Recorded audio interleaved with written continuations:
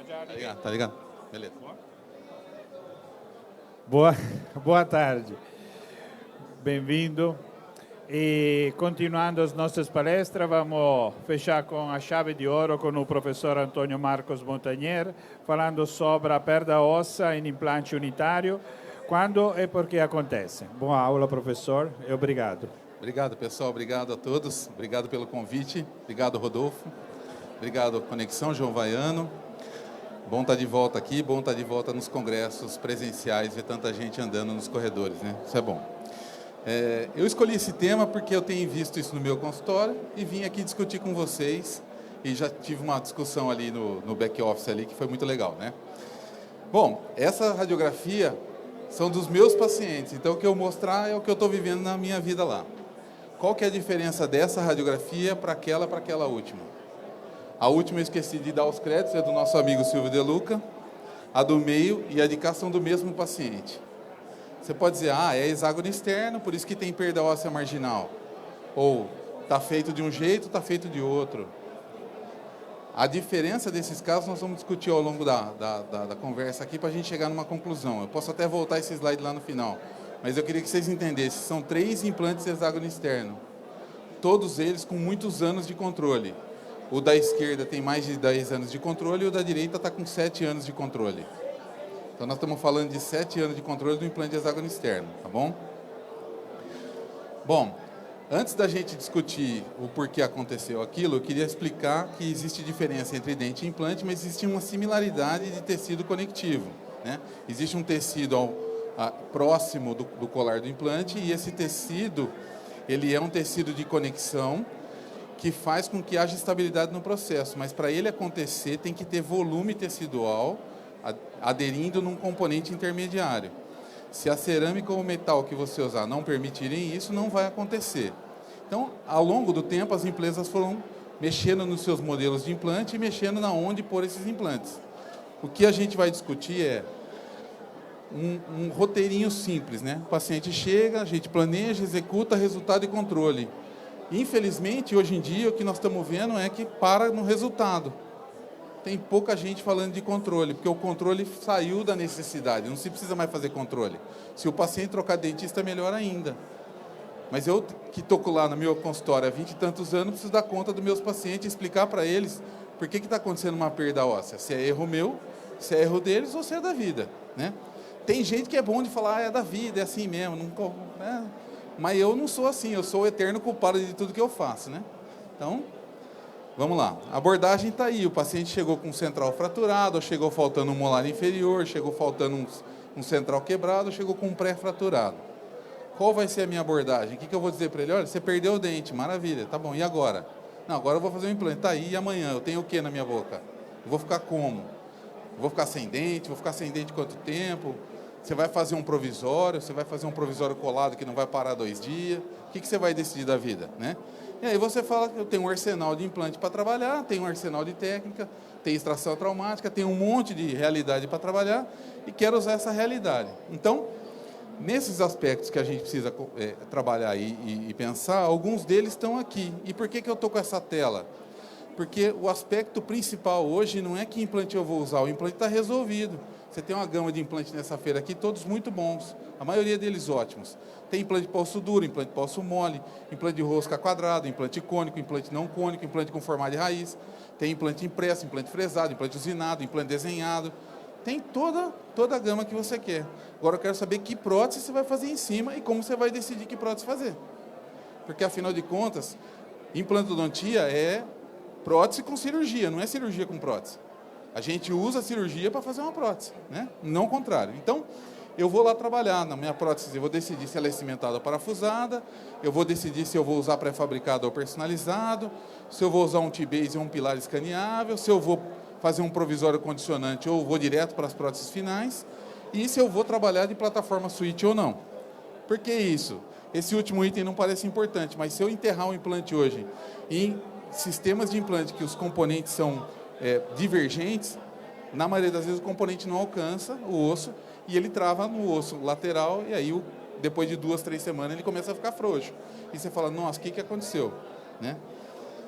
Então vamos entender o que nós estamos fazendo. Então eu vou selecionar, eu tenho um caso lá, vou fazer um caso com todos unitários, ou então eu vou fazer o caso com todo mundo cimentado, eu vou fazer pré-fabricado de pescoço A ou B. Ontem ainda estava lendo um artigo 2022 falando que o resultado de manutenção óssea marginal, desculpa, eu não trouxe para vocês porque está no meu computador aqui, eu posso até mostrar, de pilares acima de 2,5 é muito melhor do que nos pilares menores, apesar de ter uma discussão sobre isso. Mas é uma realidade da pesquisa, a pesquisa está um pouquinho atrasada. Tá? Se eu vou usar um T-Base ou um pilar escaneável, aí eu vou colocar o T-Base no modelo, vou escanear ele, vou usinar uma peça, ou vou encerar e vou prensar, fazer uma cerâmica prensada, e vou carregar para a boca cimentada, ou vou colar no modelo e vou parafusar. Tanto faz. A formatação de trabalho depende de como você gosta de trabalhar, como você está com o seu laboratório e como você acredita que possa funcionar. E eu tenho todas essas opções. E eu posso, inclusive, usinar abutments intermediários em que eu possa fazer a personalização deles. Também temos essa realidade acontecendo. Tá? E com esse abutment personalizado, eu posso fazer plataforma switch no próprio componente, uma coroa com plataforma switch. Então, eu tenho todas essas possibilidades e eu vou escolher. E aí eu olho para a radiografia depois de um tempo e falo assim, nossa, tem tecido gengival suficiente na radiografia, mas perdeu 1 milímetro de osso. E aí, perdeu ou remodelou? Eu tenho que conhecer o que eu trabalhei. Eu usei um implante cônico de pescoço polido de 1 milímetro. Em volta de pescoço polido não tem osso. Nunca vai ter osso. Pode ter biomaterial. Você pode pôr biomaterial e deixar ele lá. Ele vai sair na radiografia, mas não é osso. O osso em volta de colar polido nunca acontece. Em colar polido eu sempre vou ter fibroblasto aderindo. Então o que eu tenho aqui, mesmo usando um componente mais longo, é uma remodelação óssea a partir de quais células aderem em quem. Se eu pensar na célula que está trabalhando aqui, nesse colar polido que eu tenho é fibroblasto. Então por isso que eu tenho essa perda pequena, mas tem uma perda, que é na verdade uma remodelagem. Mas do ponto de vista gengival, fica saudável, né? Se eu quero fazer um provisório condicionante ou uma prótese final, e eu já seleciono o meu abutment de cara, e eu faço uma moldagem transcirúrgica, o que eu estou propondo? Estou propondo instalar o meu implante, e estou propondo dizer ao tecido gengival como eu quero que ele cicatrize. Para isso acontecer e eu ter resultado e ter consequência disso ao longo do tempo, eu tenho que ter um abutment que permita a adesão desse tecido que foi descolado. Então eu fiz uma incisão relativamente deslocada, eu tenho um pouco de perda óssea marginal aqui, eu desloco esse retalho, instalo o implante um pouco infraósseo, faço uma compensação no meu componente intermediário, faço uma coroa definitiva. Faço isso em todos os casos? Claro que não, mas em casos selecionados a gente faz. E você coloca a coroa e o paciente vai embora com saúde. Essas situações que a gente está vivendo, elas mostram para nós ao longo do tempo com radiografia inicial que tudo está bem. Mas eu quero saber isso depois de um tempo. Então, se eu trabalhei dentro do conceito, e se o conceito está bem feito, e eu deixo o tecido cicatrizando em quem ele precisa cicatrizar, vai dar certo. Essa minha fala vai justificar um evento lá no final da aula. Então, por que eu estou comentando? Eu estou comentando que eu tenho uma coroa cimentada, que foi feita uma técnica de cimentação em análogo, ou seja, eu peguei um outro pilar, joguei o cimento dentro desse pilar, dessa coroa, cimentei num pilar, levei para a boca e cimentei definitivo. Tirei os excessos e tem uma cimentação sem excesso. Então, às vezes as pessoas falam assim, pô, mas como é que você faz cimentação sem excesso? Tem uma técnica para isso, chama técnica de cimentação em análogo. E ela funciona muito bem. Né? Esse caso é um caso assim. A cirurgia feita, a cicatrização com um período e a cicatrização marginal depois. Mas por que se eu fiz a técnica correta e está tudo em ordem, e eu volto depois de um tempo com um abutment mais baixinho e encontro essa perda, mas tem um tecido saudável? Desculpa. Como que eu sei que eu fiz o correto e que minha gengiva está saudável? Minha gengiva está saudável, o ponto de contato está saudável, está tudo bonitinho. Por que eu perdi um pouco? Se eu tenho uma coroa parafusada, Ricardo. Não é cimentada essa. Essa é furada. Por que nós estamos fazendo parafusada e não estamos fazendo cimentada? Quando eu trabalho com um implante como esse aqui, que tem 2.4 de hexágono e 2.4 de cone Morse, eu tenho 4.8 para vencer.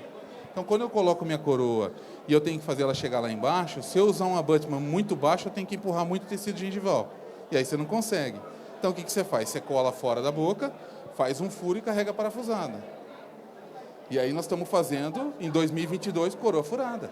Porque você tem que empurrar o tecido mole. Porque o tecido é uma cinta elástica e ele fecha ao longo do tempo. Só que se eu não deixar espaço para o meu fibroblasto, ou se eu não tiver mucosa de 3 milímetros aqui em cima, eu vou ter uma reabsorção que nada mais é do que uma remodelação. Então eu não tenho perda óssea marginal porque é HE, HI ou conimorse. Eu tenho uma remodelação por falta de tecido gengival sobre esse implante. Esse implante não foi instalado supraósseo, ele foi instalado infraósseo. Essa remodelação é com 1 ano. Quando eu remodelo ao longo do tempo, mesmo numa prótese parafusada, pode ser que eu tenha errado alguma coisa. Ou que isso é só biológico, e que eu não entendi a biologia, ou não entendi as ferramentas que eu tinha na mão para executar a biologia. Então bastava um abutment de 1 milímetro para o HE, porque o HE perdia 1 milímetro mesmo, porque o pescoço era liso, e a gente ficava com o espaço biológico e dali estava feito. Quando a gente aplica o mesmo conceito no conimorse ou nos encaixes novos, a gente está errando, mas mesmo no HE nós não estamos fazendo mais isso. Mesmo no HE nós não estamos mais usando os abutments tão baixos, né? Então a remodelação está aqui para conversar com a gente. Ó. Nós vamos extrair um pré-molar fraturado, vamos fazer uma extração traumática, você vai usar um extrator, vai instalar o implante vai ter um alto torque de travamento, e você vai usar um componente bem fininho e vai fazer uma coroa simulando a coroa do dente do paciente. Por que isso? Porque foi um provisório imediato, provisionalização imediata, ou uma carga imediata, o nome que vocês queiram. E você carrega parafusado. Se eu respeitar o tecido e entender que o próprio componente provisório tem que ter uma área metálica de titânio para responder, e que o meu provisório tem que estar muito bem polido, para não juntar bicho, bactéria e sujeira, para fornecer uma cicatrização ao redor, está ótimo. Nós estamos falando de cicatrização direcionada com cicatrizador personalizado de resina. Pessoal, isso não é novo, não. O Garber veio no Brasil em 2004 mostrar isso. Nos implantes da Frialite, nos componentes de plástico que ele cortava. Quando ele põe resina dentro do alvéolo lá, o povo quase teve um infarto. Nossa, o cara põe resina com sangue, que coisa feia e tal. Hoje está todo mundo fazendo, achando lindo. Tudo é conceito, entendeu? O conceito vai embora. Então está aqui, ó. O paciente está com provisório, o provisório vai sendo acompanhado e você vai acompanhando a remodelação. Perdeu quanto? Perdeu muito pouco. Por quê? Porque eu trabalhei no conceito que permite manutenção óssea usando um intermediário polido de titânio. Eu tenho que usar então o quê? Titânio e zircônia. Zircônia é bom material? Ótimo material. Qual é o problema? Eu consigo fazer zircônia nessa situação? Eu não consigo usinar zircônia com velocidade, eu não consigo propor zircônia rápida. Então eu tenho que ir com um provisório imediato. Não, a minha discussão não é essa. Para uma carga imediata eu não consigo, só que se eu errar aqui, eu não tenho o que eu faça lá na frente para puxar de volta. Essa é a discussão, entendeu?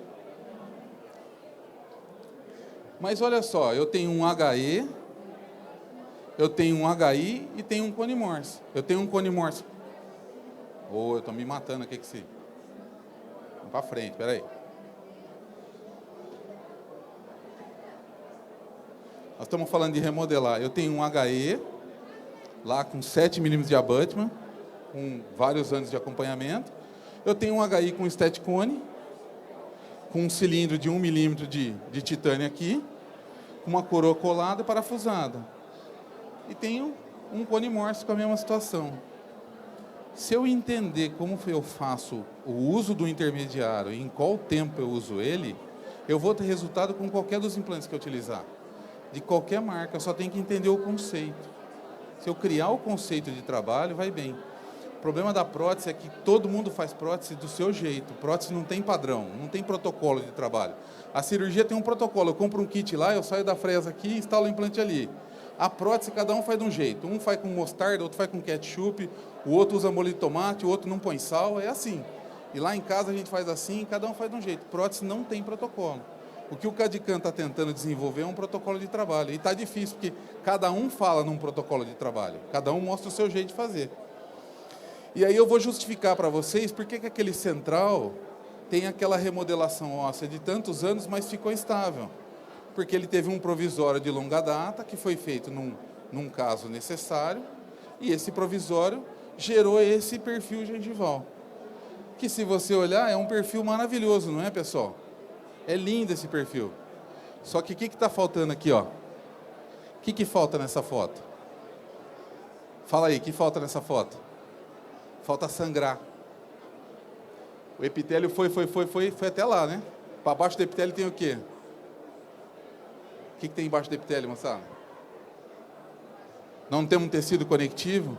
Esse tecido conectivo foi parar no implante, ele devia estar no componente. Então, quando vocês olharem um perfil como esse, vocês não falam que está bonito, vocês falam que está errado. Porque quando eu tiro um dente e sangra, é porque eu consegui um tecido conectivo, conjuntivo.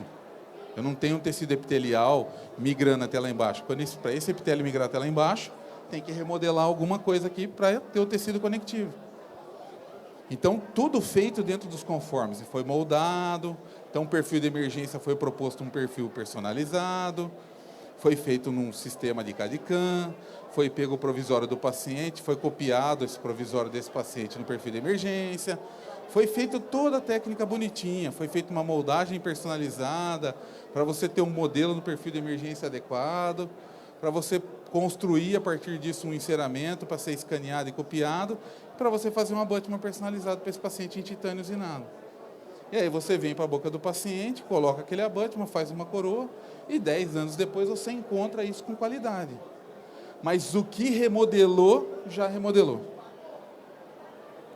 Depois que remodelou, que perdeu, não tem o que fazer. Já remodelou. Se eu não trabalhar antes, no ato da cirurgia, no período cicatricial desse paciente, entre a cirurgia e a ativação protética, não tem milagre. Não tem milagre. A gente tem que trabalhar nesse período. É esse período que é fundamental para conseguir a manutenção óssea. Naquele molar inferior eu não fiz esse trabalho, eu perdi. Nos casos mais novos a gente tem feito diferente e tem dado resultado. Então vamos lá que eu vou chegar. E aí eu trago um caso para vocês, reabilitado há muitos anos. Ela está com mais de 10 anos, mas essa radiografia tem 7 anos. Para dizer para vocês assim, eu acredito muito que com os implantes novos nós vamos ter tudo unitário. Vai ficar bem legal fazer unitário. Só que lembra, quando você tem implantes próximos que estão instalados, bonitinhos, você tem o problema do ponto de contato. Os caras já estão rindo da minha cara aqui, porque eu estou brigando com eles faz um tempão com essa história do ponto de contato. Porque você tem 2 dentes um do lado do outro, como é que você ajusta o ponto de contato? Você põe um carbono no meio e parafusa. Você tem certeza que chegou lá no final? Hã? Foi guiada? Não foi guiada, foi guiada no meus olhos isso aqui. Sem guia. É que está uma moda também da cirurgia guiada, né? E a gente, como é protesista de formação, cirurgião de raiva, a gente opera sem guia, mas tudo bem, tá valendo. Mas só para vocês entenderem, ó, quando eu aplico o conceito, ó, implantes de hexágono externo, funciona também, mesmo com longo controle. O conceito protético é que faz a diferença. Não é que material você usa, que fluxo você usa, como você trabalha. Porque o fluxo está mudando, a cada ano que passa ele vai virando, o software muda, muda o scanner, muda a máquina, vai mudando. Essas coisas vão mudar. Daqui 5 anos está tudo diferente de novo. Mas esse paciente vai estar na minha cadeira daqui 5 anos ainda. Se Deus quiser, porque ela está muito jovem, muito saudável, né? Então a discussão é o conceito. Esses implantes foram colocados no nível ósseo, e eles estão mantendo o nível ósseo. Mas todos eles estão com um abutment mais longo, né? Principalmente os anteriores. Então, os abutments mais longos, nesse momento, acho que são uma ótima solução para quem está pensando. Porém, eu quero fazer um comentário. Vamos lembrar, nós estamos falando aqui de implantes de conexão interna, Conimorse indexado, com 24 de inclinação. Quando você pegar aqui as imagens, eu gosto de trabalhar com implantes de 3,75 e 4. Mas parafuso conexão é 1,6. Se você pegar um implante de 3,5, com parafuso protético 1,8, vai sobrar 1,7 para você dividir dos dois lados. Sobra 0,85 para cada lado. Tem que ter a parede do implante mais a parede do componente. Alguém de vocês tem coragem de colocar um componente desse comprimento com 0,3 de espessura? Um parafuso passante num componente com 0,3 de espessura de 4 de comprimento? 5? Usar Conimorse 11,5 eu acho super legal, não tenho nada contra. Eu só quero que as pessoas pensem um pouco. Ele não foi feito para usar abutment tão longo de parafuso passante. Ele foi feito para ser maciço. O conceito do Nentwig era um implante de abutment passivo, de abutment maciço. Não tinha um parafuso atravessando aquilo ali, com uma bitola tão grande, para ficar uma parede de componente tão fina. Porque o componente e o parafuso eram únicos, eram maciços. Quando você faz o parafuso passante, a alma tem que perfurar aquele componente. E vai ficar uma parede muito fina para o tanto de altura que você vai ter. Pode ser que na hora fique bonito, mas depois de 5 ou 6 anos o risco está muito grande. Que foi o que fez algumas empresas trocarem a inclinação dos implantes para mais e voltarem a dizer para você, ó, sai do 3,5 e volta para o 4, 4,3. Então, se você me perguntar, eu gosto do implante de 4, ainda acho bonito. Faz aquela curvinha, ele perde um pouquinho aqui, faz o desenho, fica bom. Eu gosto de 4. Né? Então, esse é o conceito hoje que a gente aplica no consultório. 100% dos casos que a gente tem um tecido mucoso mais fino, a gente usa essa forma de trabalhar, que é instalar o implante de tal forma que ele fique com todo o espelho do implante abaixo do nível ósseo, não precisa estar enterrado um monte, basta que tenha o suficiente nível ósseo, mas que eu consiga deixar em cima 3 milímetros de mucosa. Se a mucosa está muito fina, tem 1 milímetro, eu vou pôr 2 abaixo. Se a mucosa tem 2, eu vou pôr 1 abaixo. Eu tenho que ter 3 de altura. O Linkevicius está falando isso faz muito tempo já. Ele veio falou nesse congresso de forma virtual, mas ele está falando isso nos trabalhos dele há muito tempo. Você tem que ter 3, da mucosa até lá. Tanto que ele tem várias imagens com sonda milimetrada depois da incisão, medindo o tamanho da mucosa para decidir em que altura o implante vai ficar. Não estou nem falando em relação ao antagonista, porque às vezes a gente põe implante de qualquer, um HI ou Conimorse, 2, 3 para dentro do osso, porque o antagonista precisa de espaço para trabalhar. Você continua precisando daqueles 7 milímetros para trabalhar um dente de qualidade. O cara põe lá o implante no nível ósseo, fica aquela tampinha de garrafa porque não tem espaço protético posterior. Aí nem estamos falando nisso. Não adianta ter cirurgia guiada se você não sabe que dente você vai pôr em cima. Cirurgia guiada põe implante paralelo, mas não põe no lugar certo muitas vezes. Você tem que pôr o dente primeiro, depois você põe o abutment, depois você põe o implante. Por isso que os implantes da gente estão ficando cada vez menor, né, Grandão? A caixa de implante comprido usa cada vez menos e a gente está usando cada vez menos mais os mais curtos. Então, esse é o protocolo. A gente instala o implante, colhe o sangue do paciente, faz um LPRF, amassa esse LPRF como se fosse uma moeda, né? Coloca ele, faz um plug de PRF, pega um cicatrizador, normalmente a gente trabalha com de 3 de altura, fura o cicatrizador com PRF e coloca o PRF preso no cicatrizador. E aí, se tem mais, ou se planejou mais, ou se precisa mais, pode jogar outro por cima para suturar, senão sutura tudo por cima. Então você está fazendo uma tenda de tecido gengival, que eu tenho certeza que vai ter 3 milímetros e que pode até perder e aparecer o componente depois, que é desejável, mas com esse componente trabalhando na linha marginal dental. Pode ser personalizado em resina? Pode. Pode ser personalizado em outro material? Pode também. Posso pegar um componente, cortar a parte ativa dele e transformar ele num... Posso também. O que for interessante nessa hora. Mas, pelo menos, eu já deixo o tecido gengival com uma adesão para esse componente. Daqui para frente, o que eu tenho que fazer é a mínima manipulação possível. Tirar esse componente, moldar e vir com dente rápido. Aí eu acho que o fluxo digital pode ser legal, porque daí ele dá uma velocidade que permite que eu mantenha lá os tecidos epitelial e conectivo. Eu não perco aquele tecido conectivo, porque se eu perder o tecido conectivo, eu vou ter remodelação óssea. Então, o conceito, na verdade, de chamar reabsorção óssea, pode ser porque nós estamos errando no conceito de remodelação. O que acontece, na verdade, é remodelação por erro de manipulação protética do processo, tá? Então, eu queria encerrar minha palestra falando sobre como eu me sinto quando eu estou nesse tipo de situação, né? Que é como a gente juntar as informações ao longo da vida é a única coisa boa de ter sido professor tantos anos. Porque se eu não juntar essas informações e conseguir elaborar alguma coisa para melhorar a vida daqueles que a gente está conversando, não vale a pena.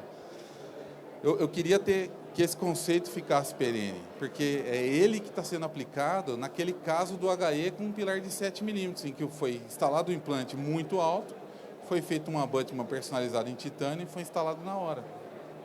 E aí está lá daquele jeito que vocês estão vendo há 7 anos. E é um HE, que funciona muito bem. Se eu aplicar isso para tudo que nós temos hoje, nós vamos ter muito mais sucesso personalizando a abutment e acelerando a fabricação da coroa. E podendo fazer a produção das coroas com uma qualidade maior, num custo menor também. Tá bom? Bom, estou no meu horário? Terminei? Tá bom? Pessoal, alguém quer fazer algum comentário, alguma pergunta? Quer fazer uma pergunta? Querem falar alguma coisa? Alguém quer falar alguma coisa? Fica à vontade, filho. Pode perguntar, não muda nada na vida. A minha dúvida é sobre HE abaixo do nível do osso. Então, o problema do HE é que o componente protético dele é sempre divergente. Então, se você olhar naquela imagem que eu te mostrei, você vai ver que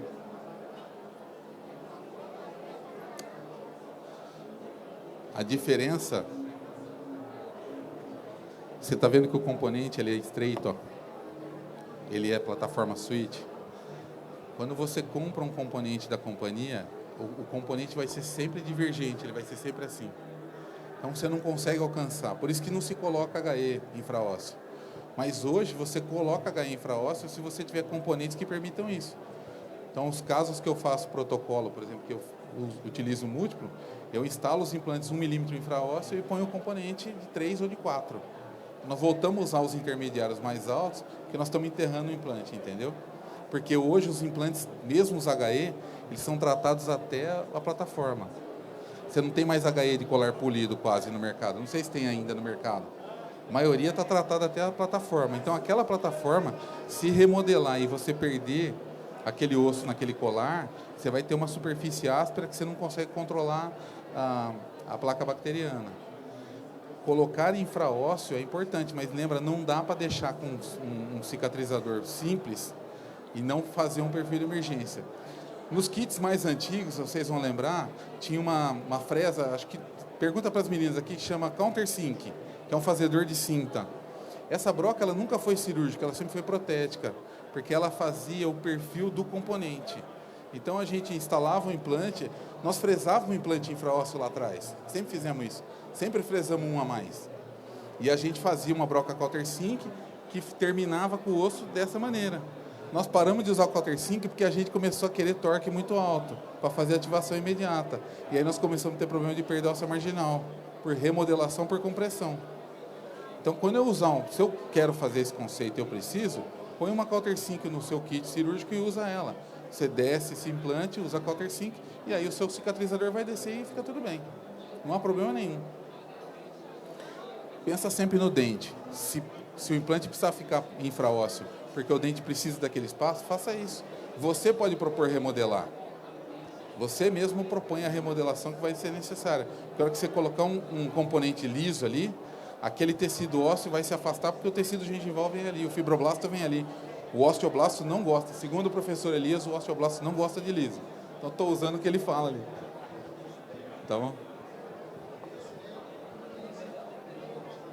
Feito, Gonçalo? Mais alguém quer falar alguma coisa? Tá feito? Posso encerrar? Vamos ao chopp? Muito obrigado, pessoal. Valeu. Obrigado novamente. Obrigado, professor. Obrigado, Bruno. Obrigado pela obrigado. sua excelente aula. A conexão agradece e espero que vocês tenham gostado. Obrigado de novo. Obrigado, pessoal.